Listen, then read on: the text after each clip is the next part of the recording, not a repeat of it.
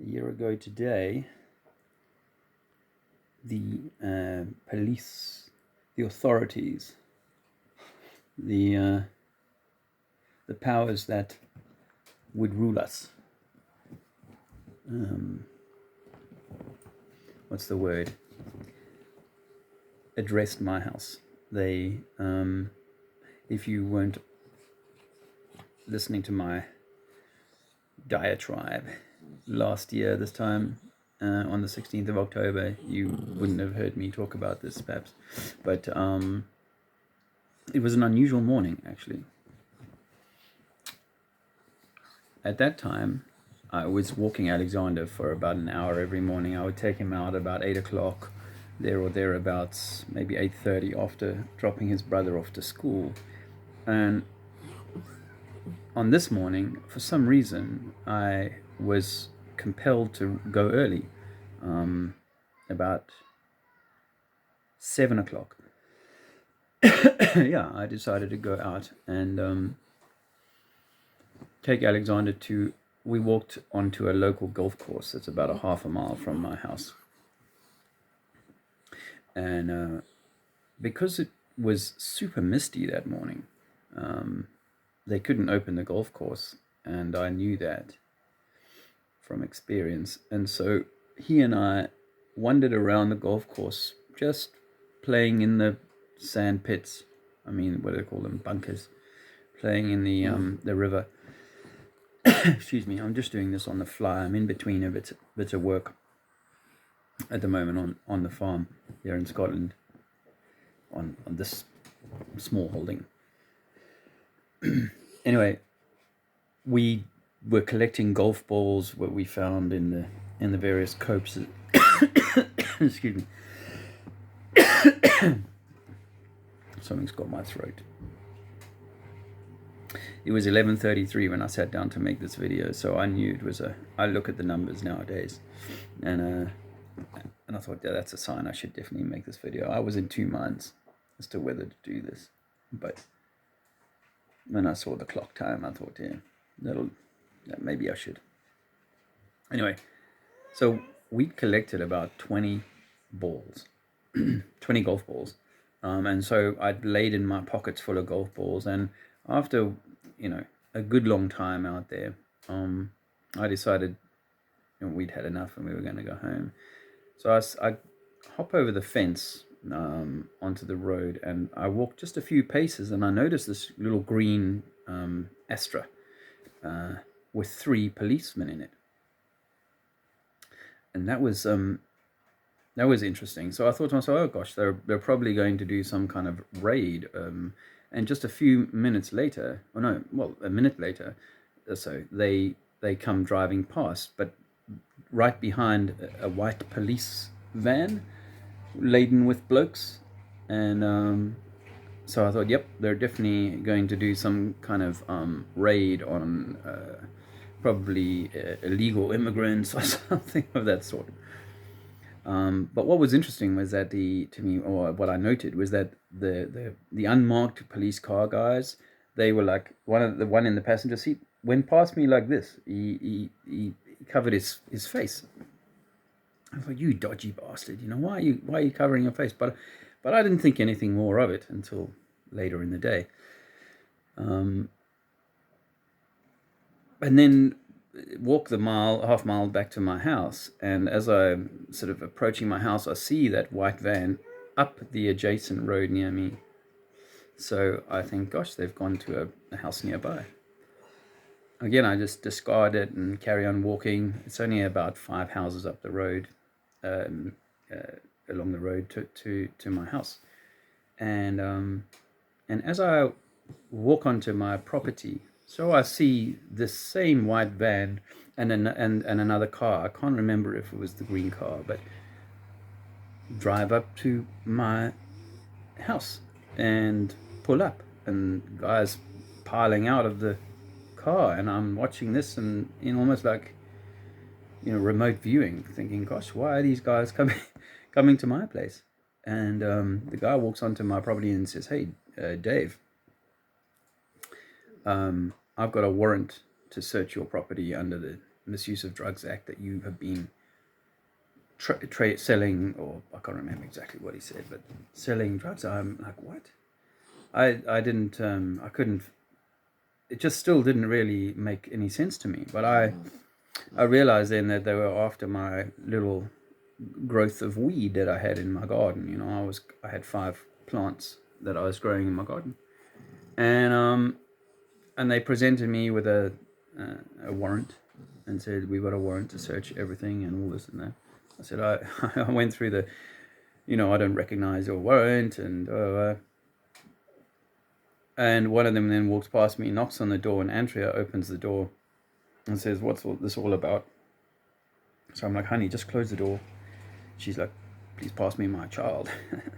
So I pass Alexander to her, and then this policeman who was in the doorway like puts his foot in the door and tries to stop the door from closing. So I try and pull him out the door, and then the cuffs come out, and I get cuffed.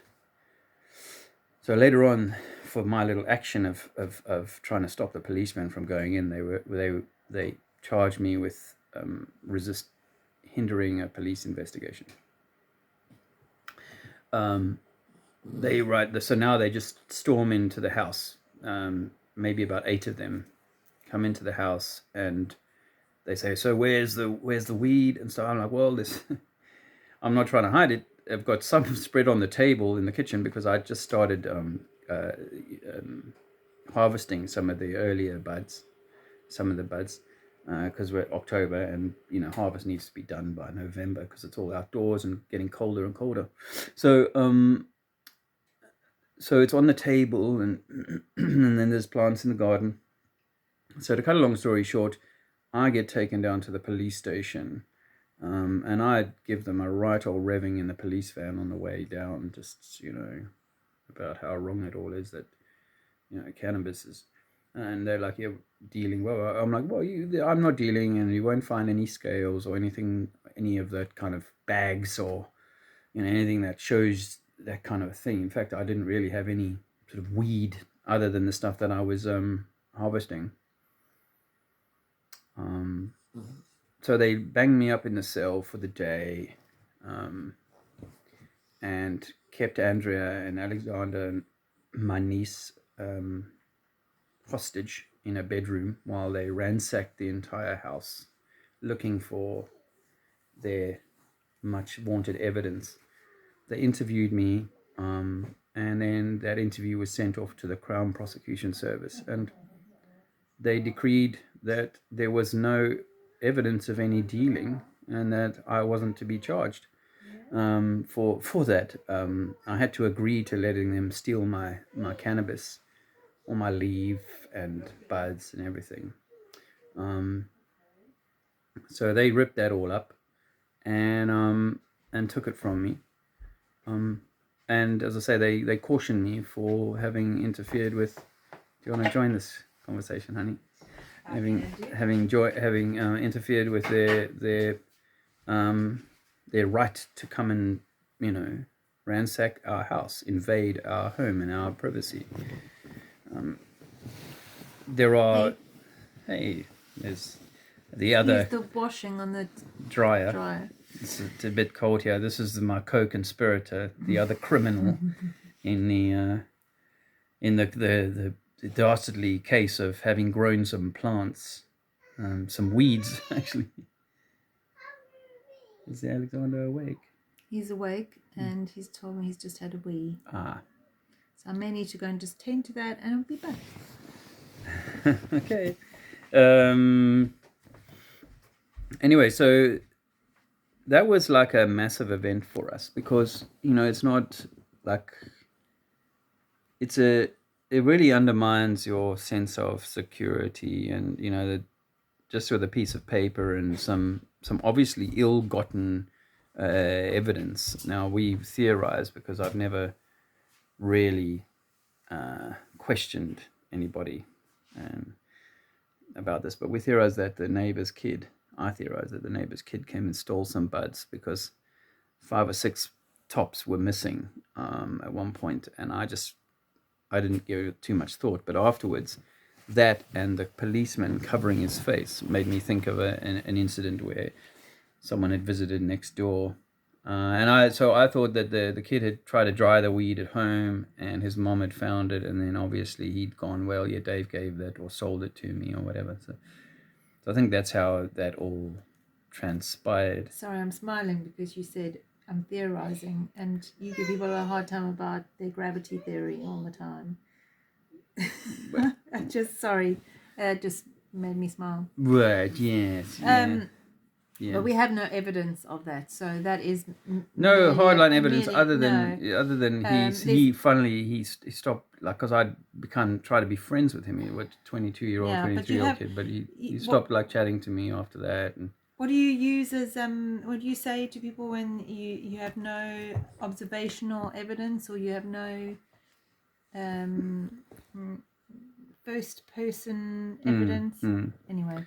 Well, can I just say how it was for me on that day? Please do. I obviously was on my own for a bit at home after I dropped Luke at school, and I was clearing out Dave's Facebook because Facebook had become like a horrible place. Oh, it was such a negative place with all the nonsense that went on with people's comments and whatever. So we had decided we were shutting it down, but wanted to remove any personal photographs or videos from Facebook.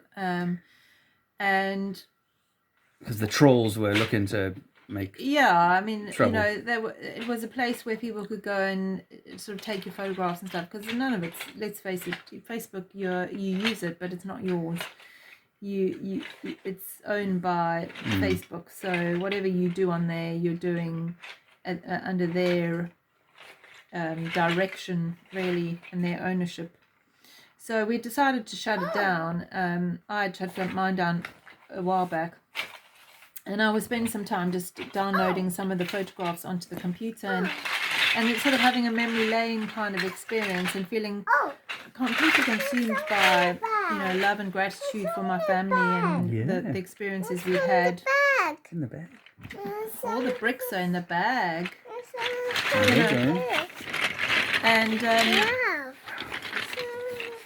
And so I'd even send messages to the children and whatever, just telling them, this is what I'm doing, and I just want you to know how much I love you. And then, of course, the knock came to the door, and I hadn't seen all that was going on in the front garden until the knock came to the door. And then, what happened after that was quite a bit of a blur. A bit of an adrenaline rush. And it kind of kicked me into a different gear, because I knew I then had to be, you kind of go into that fight or flight situation, and in this case it was fight, not flight, because there's nowhere to. Andrea initially thought, how can I hide the weed? Stupidly I thought, how? There were 5 plants in the garden. Quite a lot. But and then they really did treat us like we were. They really did treat us like we were some sort of, waving to holiday makers. We really did feel like some. You want to say goodbye? No, some sort of criminal, really. And they were trying to catch me out. I said something like, "You're not going to find anything here," and she was like, "What's anything?" I said, "Well, we don't use drugs." "What drugs?" I'm like, "Well, we don't use paracetamol. We're trying to go live as naturally as possible." She wouldn't let us go to the toilet on our own. We had to be escorted to the toilet. And it was a pretty horrible experience. They looked in every single nook and cranny, and including my father's ashes.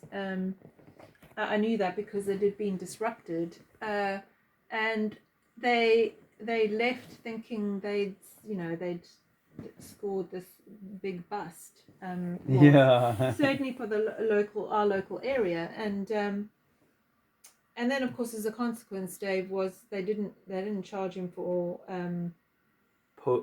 dealing or whatever, for having the plants, really, because actually, the truth be told, 5 plants with no sign of selling. Or industrial process or anything. It's really not. It's not worth their time. And let's be quite frank. They know now that they're on a slippery slope to with the amount of people that are actually using it as medicine. I know there's obviously that culture for youngsters to use it, to get stoned and eat munchies and all that kind of stuff. But equally, there are grown-ups using it because it's a medicine, or they choose to, which is hey, we should have the choice to smoke a plant if we choose to.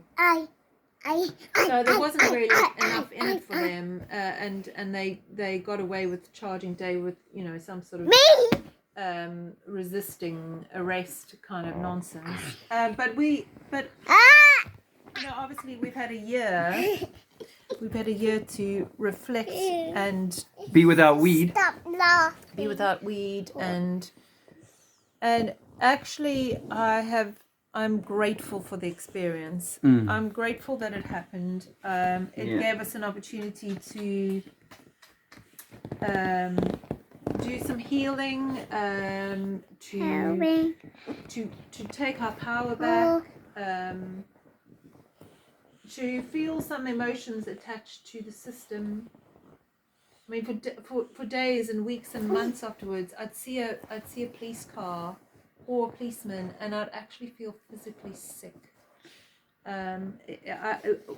Blind panic would come over me, and I almost felt like I'd been violated by the very people that they say are there to protect us. And as a consequence, obviously, we had social services come in, and as apparently it's triggered when something like this happens, to investigate whether Alexander was okay, which obviously in the end worked out fine. Oh, it's worth mentioning because they said, we don't have any agency over your younger son, but your older son we do. So they went to the school. They went to the school and they interviewed him. Yeah. To be fair, we knew that. I think there comes a point where you got to decide, is the energy output and the stress worth fighting the system, or I'm not saying not give in, because actually I think through the whole process, from the time that they knocked on the door to the time that kind of it all started dying down, and even now, I knew that we had done nothing wrong. I knew that in my heart and soul that Dave was growing the weed for his own use, particularly the use of medicine, making oil, and that was it. And I knew that I had tested myself in terms of that I was a good parent, and that I had nothing to fear. But it was more about taking my power back and saying, no, hold on a second, I am I'm a good parent and a good fellow human being, doing my thing and not causing harm to anyone. In fact, quite the contrary, really wanting to spread love with my fellow human beings. But the year that we've had, I've had to kind of question a lot of stuff as a consequence of that experience. And I sit today grateful for it, grateful that I was pushed and triggered, and times felt really difficult as a consequence of it. Not only that, there were other things obviously going on in our lives too. But I walked out of the police station barefoot because my trainers had been sopping wet from having played in the misty rain and whatnot, and so I'd taken my shoes off, asked them to take my shoes off when I got home, and not bothered with any shoes all day. So I walked out of there barefoot, and I love the analogy that I've started thinking that we are all like Andy Dufresne from the fantastic movie Shawshank Redemption, the Shawshank Redemption, because our mission, I think, in life is to realize that we have been set up, much like he was, to to look our captors or our jailers in the face and realize that they too have been set up to be the jailers that they are. And you can put into that category of jailer any character, any racial group, any authority figure, and in this case we're talking about the local constabulary, and the neighbor perhaps who dobbed me in, and to realize that they're merely on their own journey, and like Andy Dufresne, to be able to drag yourself through the shit of the sewer pipe that is this strange reality, and come out the other side smelling like roses, forgiving, not seeking revenge for those who've been the evildoers, the wrongdoers, or the whatever, however you want to characterize that, the bankers, the racists.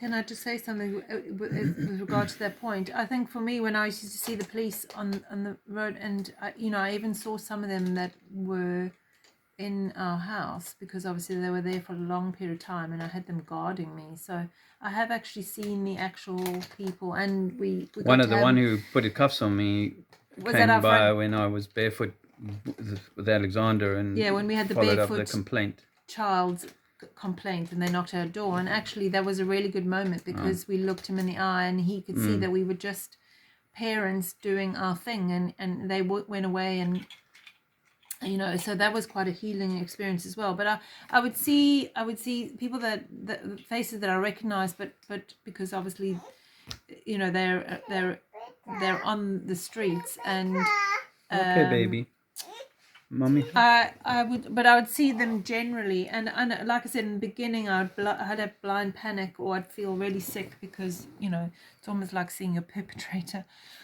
But eventually I got to the point where I thought, you know what, that guy, the one that knocked at our door later on, or any of them, they've chosen to work for the system, and or do the work for the system, and unwittingly, and just like the banker who doesn't know, or the doctor who doesn't know his vaccines are hurting people. At the end of the day, it's their job. Or doesn't want to see. Some will have their ego involved in their job, of course, and obviously people bring their own emotional filters to their lives. So, there'll be those that, like the one guy who was a community policeman in the house.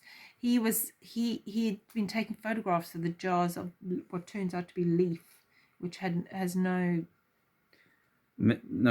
street value. No.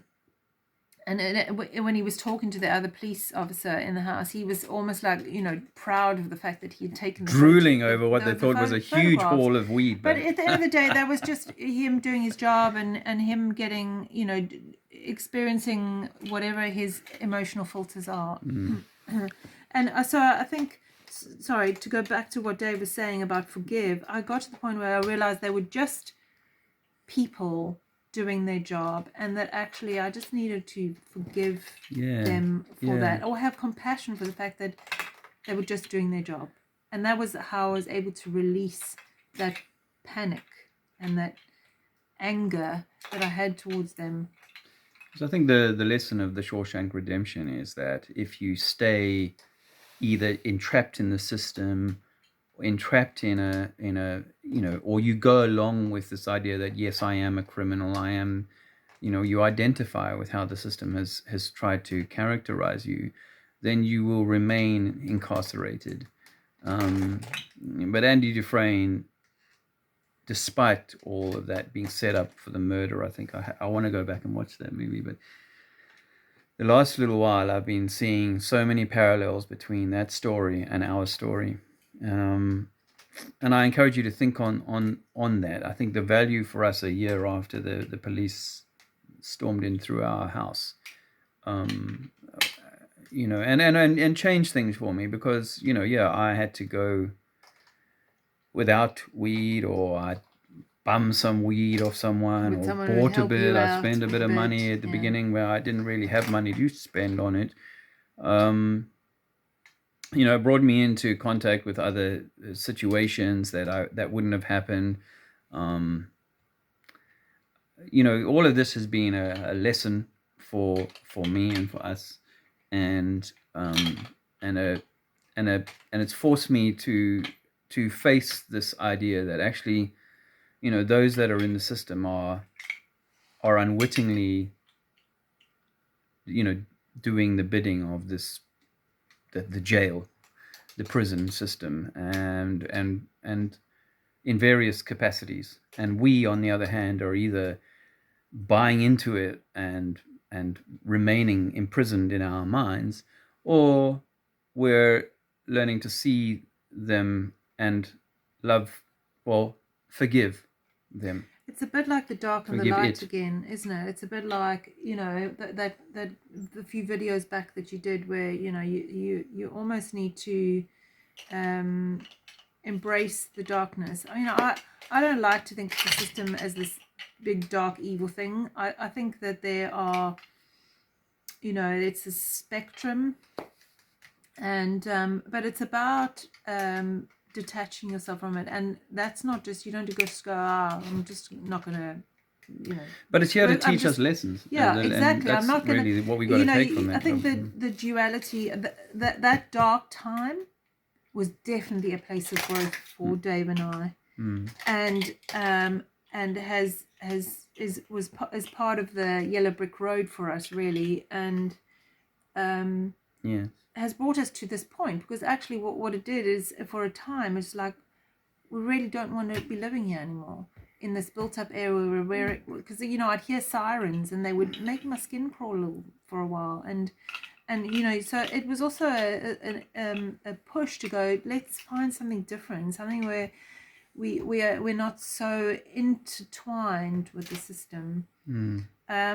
It's ironic, really. We're here, and I know now that In Scotland, you mean? Yeah, we're in Scotland, very far away from that, and it's about having the balance, I think, because you again, I don't want to be isolated. I actually do enjoy being around people, and I think we both feel that part of our roles is to shine a light on things that we've experienced, and then hopefully help others. And Just like Andy Dufresne, he the Morgan Freeman character had the possibility of either killing himself, hanging himself as he was finally released from prison, or joining Andy Dufresne on the beach in Tiwanaku, whatever it was, in Mexico, with a boat and so on. And wow, imagine being able to be one of those people who can offer those around you something much more than the possibility of just getting hung up on the system that we're in. With staying bitter as well, with the system, you have to free yourself from that prison, and again, I'm not saying it's easy. I think we've had of course, it's not easy. We've had to go through some trials this year. That one being the 16th being one of them, and then the ripple effect of that was, was equally as difficult.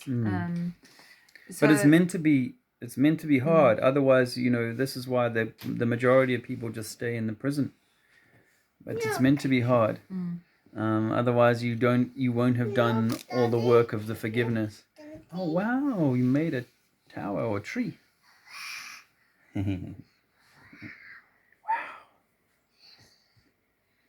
I think what it also does is it teaches you to try and find red, a way of blue, tapping into the system when you need to, and then not if you don't. Yeah. Again, that's an everyday balance, because obviously we have certain attachments which I'm having to challenge myself on anyway, and that's a process. It's not one you can just. I think you've got to test yourself and see what you feel comfortable with at any given time. Yay! So today is more like it's a day of. Well, I suppose gratitude, really, and releasing and recognizing the value of that incident, actually, rather than bemoaning it, but seeing it as actually an important moment in our journey to Tiwanaku, Yeah. which is where we hope to find ourselves. Yeah. Not literally necessarily. Well, I think it is a process of finding yourself, isn't it? Little bit by little bit. And, you know, I think just to connect it, just to connect it to flat Earth, it's, you know, the flat Earth, who and what we are and where we are is part of that puzzle. And these are just other pieces of the puzzle. Mommy's not going to give you... I won't be being that natural on this video. I will. Well, that's probably a good place to call it quits. Yeah. So that's been really useful. Thanks for that. And yeah, so we will both of us will be on tour soon. And so we look forward to, well, all three of us actually, adding and contributing some flavor and color, because actually what we want to do is help raise consciousness. You know, it's in the raising of the general consciousness, and Flat Earth is the platform upon which that raising will occur, as far as I'm concerned. Anyway. Well, yeah, it's the foundation for the raising of the consciousness in a constructive way that helps more Andy Dufresne's find their way through the shit pipe, and then I forget the name of Morgan Freeman's character, but to help others then find their own way to freedom in the mind, the body, and the soul. Hope you have a supremely good day. Love and light, as they say. Have a good one.